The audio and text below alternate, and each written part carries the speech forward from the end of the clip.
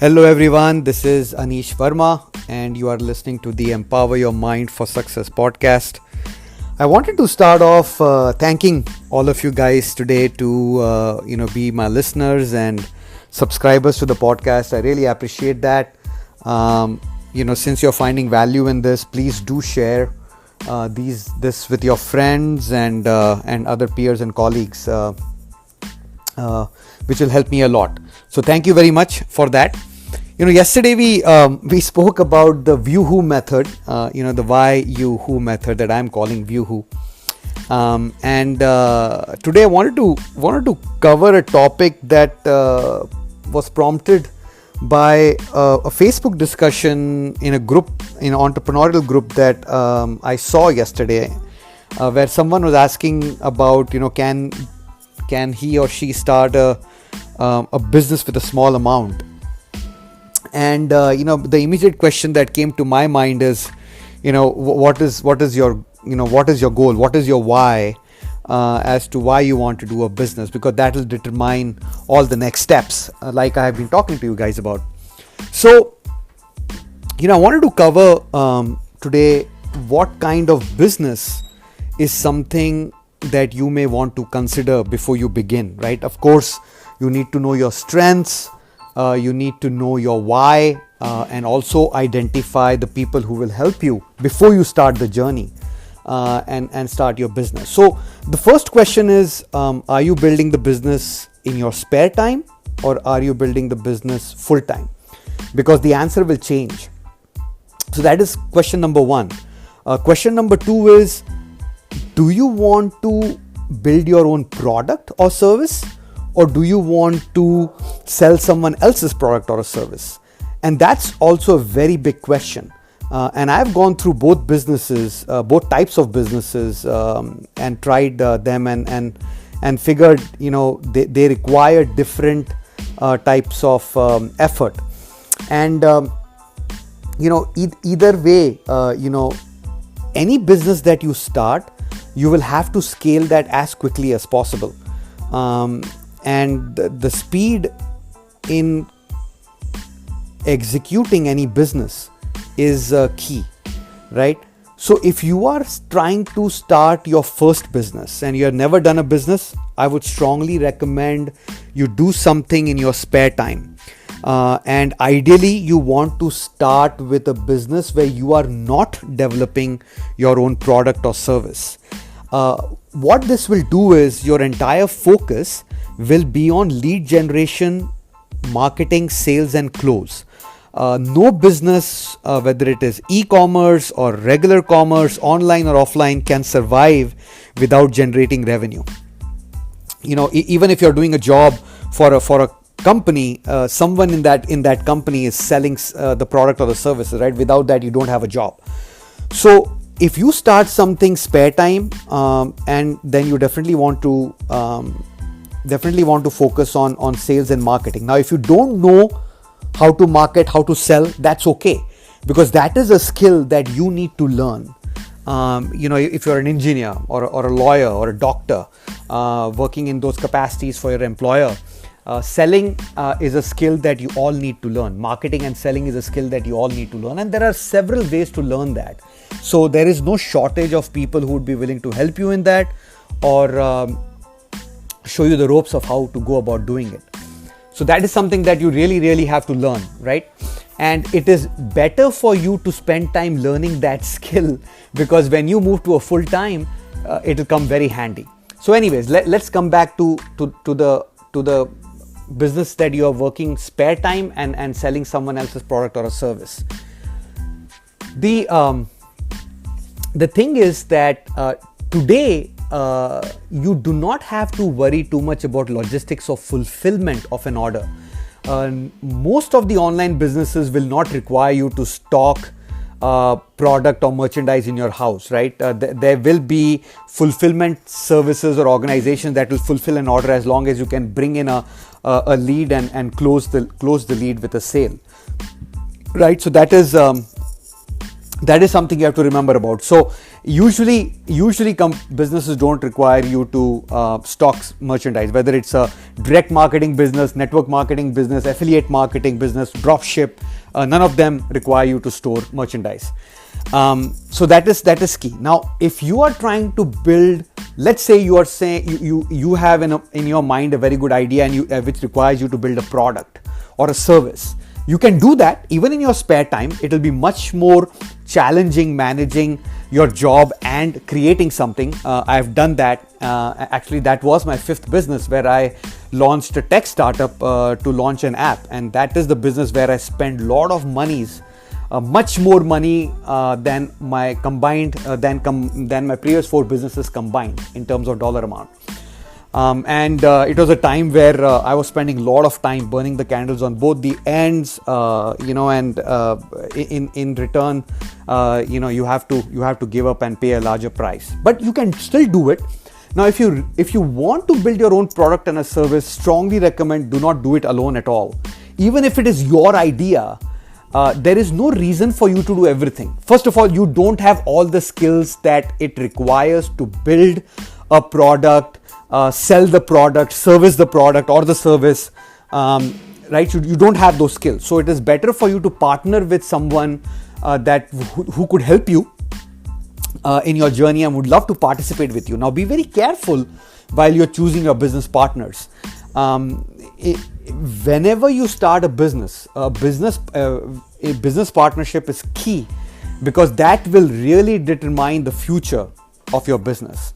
If you don't have a good business partner where you guys are not on the same wavelength and the roles and responsibilities are not divided up equally or very well defined, then you will struggle. No doubt about it, right? So you can still do that in your spare time, but definitely you need to have multiple partners, and ideally you want to have partners in different geographies so that work is going on 24/7 or 24/5, right? Now that is for spare time. If you're doing a business full time, then that's a different dynamic, right? You will have to sustain yourself from a cash flow perspective month over month. Ideally, if you're getting into a business full time, do not start a business if you cannot sustain yourself for at least 12 months. There are a lot of people out there who would recommend if you have 6 months worth of sustenance, it's okay. But I would recommend do not do it until you have 12 months of salary that you can pay yourself from your savings to take care of your expenses, and take care of the expenses of your family, your car, your mortgage, whatever that is, right? Have 12 months buffer to pay yourself. 12 months should be enough for you to figure out whether your idea is going to work or not. Okay. Now, either way, whether you are trying to do a spare time business or a full-time business, the idea is not the most important point. It is a starting point. But believe me, ideas are not worth the paper that you write them on. I know that sounds a bit harsh, but it is the reality. Everybody has ideas. Actually, if people could have gotten rich on just ideas, then everybody would have been rich, or most of us would have been rich. But execution is where the rubber meets the road, and that is where all the challenges lie. That is why there are a lot of investors who do not invest in pre-revenue companies, because they want to see if the idea is being well received by the market, by the niche market, right? And when you start generating revenue, then there are a lot of investors who are willing to invest money in you to help you scale, because if it has been sold once, you can replicate that. So that is also something that you need to think about, right? On a full-time business side, you'll have employees. Ideally, you don't want to have employees, but if you need to develop a piece of software or a piece of physical product, then of course you can outsource some of those capabilities. Again, you can file for patents in the physical product world space. From a software perspective, it is very difficult filing patents, because you can change a few things here and there and still create the same product. So it's very difficult to file for patents in software, though many people do it, and it's a good thing to do. But I would rather focus on getting the product out in the market and sold, right? So these are some of the things that you need to think of while you decide what kind of a business you want to do. And again, align your strengths to the business idea, to the business execution. Especially because if you're doing it spare time, because it will be very difficult for you to learn a new skill. I know I mentioned you should learn marketing and sales if you don't know that, even in a spare time case, which is relevant and right, because that's a skill that you would want to learn, especially from a mentor who can show you the ropes. I don't mean learn the skill by going to an online university and learning about the basics. That's not what I mean. I mean getting hands-on training on how to sell, how to talk, how to present, how to share your story, how to provide value. All these things can be taught to you by a mentor who has been there and done that.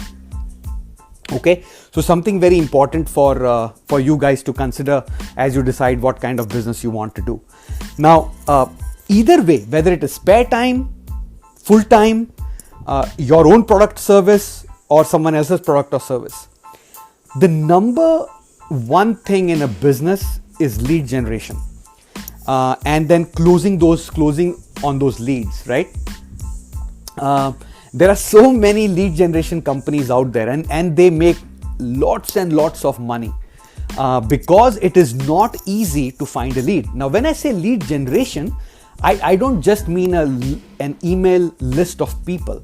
I mean qualified leads for the service or product that you are selling, right? That is the key. And now there are a lot of ways where you can use social media to generate qualified leads. Now, for you to generate qualified leads, you need to really understand what your niche market is. When I say niche market, I mean people who are in your niche, who have a problem which can be solved by the solution that you are providing. Okay? Your idea doesn't have to be unique.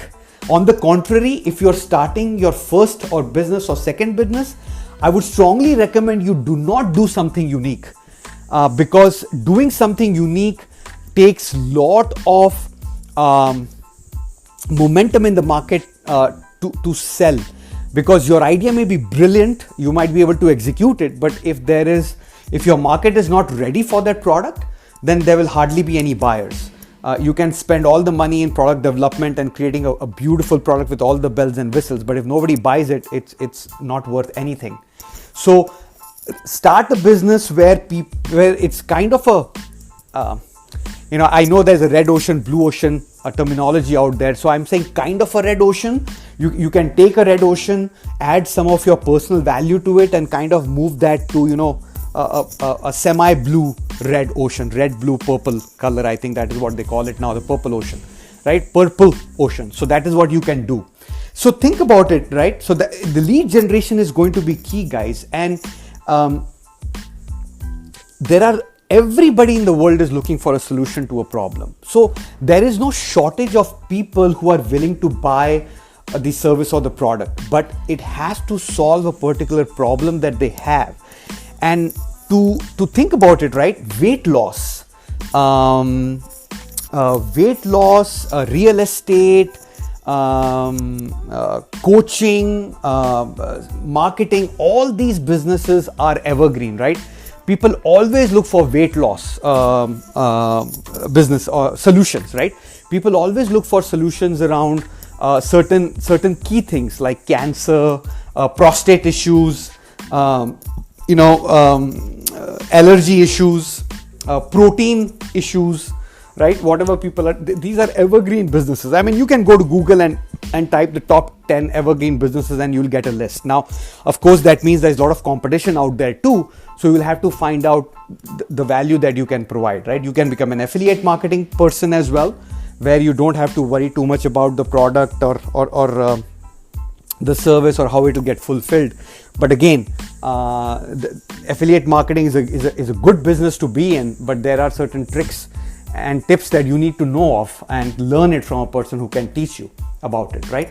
So these are some of the basic things that you need to consider after you have identified your why, your own strengths and challenges, and who can help you, and then identify what kind of business you want to do. I think if you go in this order, take your time, be patient about it. I think chances of you launching the right business are much more higher than shooting from the hip.